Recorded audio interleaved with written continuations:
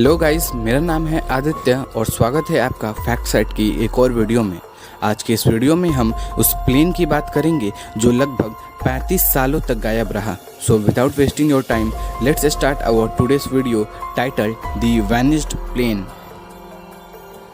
इस कहानी की शुरुआत 4 सितंबर 1954 को सैन डिएगो एयरलाइंस के फ्लाइट नंबर EW513 के साथ शुरू होती है।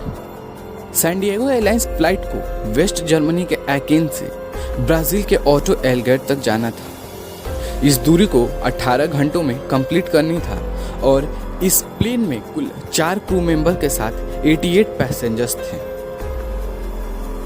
उड़ान भरने के कुछ समय बाद जब एयरप्लेन अटलांटिक ओशन के ऊपर से गुजरता है तब इसका संपर्क ATC यानी एयर कंट्रोल से टूट जाता है और ये प्लेन गुम हो जाता है। आमतौर पर ATC के साथ जब भी प्लेन का कनेक्शन टूट जाता है तो इसका मतलब ये होता है कि प्लेन दुर्घटना का शिकार हुआ है। फिर भी तलाश शुरू की जाती है। वेस्ट जर्मनी और ब्राज़ील दोनों की टीमें खोज में जुट जाती है, लेकिन प्लेन का कहीं सुराग नहीं मिलता।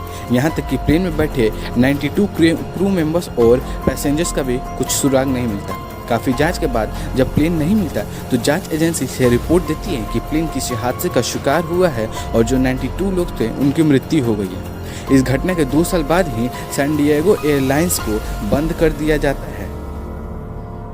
इस घटना को तकरीबन 35 साल बीत जाते हैं। 12 अक्टूबर 1989 को उसी ऑटो एलगर एयरपोर्ट पर ATC को एक प्लेन हवा में दिखाई देता है, पर वो प्लेन ना ही ATC से संपर्क कर रहा था और ना ही ये बता रहा था कि उसे लैंड करना है। धीरे धीरे ये प्लेन रनवे के करीब आता है।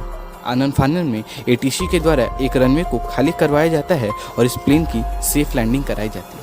इसके बाद एयरपोर्ट के सारे स्टाफ्स और सिक्योरिटी गार्ड्स उस प्लेन की तरफ बढ़ते हैं।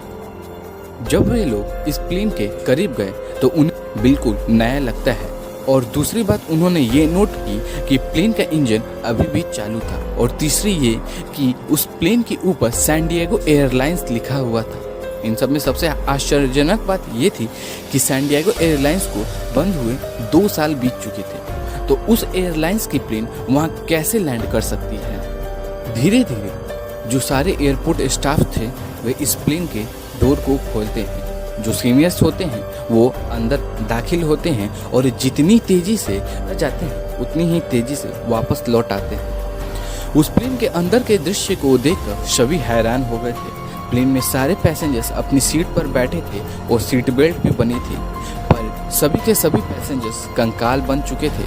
आनन फानन में कॉकपिट को खोला जाता है तो दोनों पायलट भी कंकाल बन चुके थे। उन सब में सबसे हैरान कर देने वाली बात ये थी कि पायलट का हाथ अभी भी कंट्रोल पर था। अब इस घटना के बाद जो एक्सपर्ट्स थे उनके द्वारा कई तरह के दावे किए गए, जैसे कि इस प्लेन ने टाइम ट्रैवल किया होगा या ये प्लेन किसी टाइम लूप में फंस गया होगा। पर तमाम कोशिशों के बाद भी इस घटना के पीछे की सच्चाई बाहर नहीं आ सकी। इन सब का कारण एक ब्राज़ील सरकार भी थी जो इन सारी घटनाओं को गुप्त रखना चाहती थी। आज भी इस प्लेन से जुड़े कई तरह के सवाल हैं, जैसे ये प्लेन 35 सालों तक कहाँ था, या ये कि 35 सालों बाद जब ये प्लेन लैंड हुआ तो ये एग्जैक्ट उसी एयरपोर्ट पर कैसे लैंड हुआ जहां इसको 35 साल पहले लैंड करना था, या ये कि अगर प्लेन के सारे लोग कंकाल बन चुके थे तो ये प्लेन कैसे लैंड हुआ। ये सारे सवाल आज भी बने हुए हैं जिनका कोई जवाब नहीं है। अब आप इस बारे में क्या सोचते हैं, कमेंट में अपनी राय जरूर शेयर करें।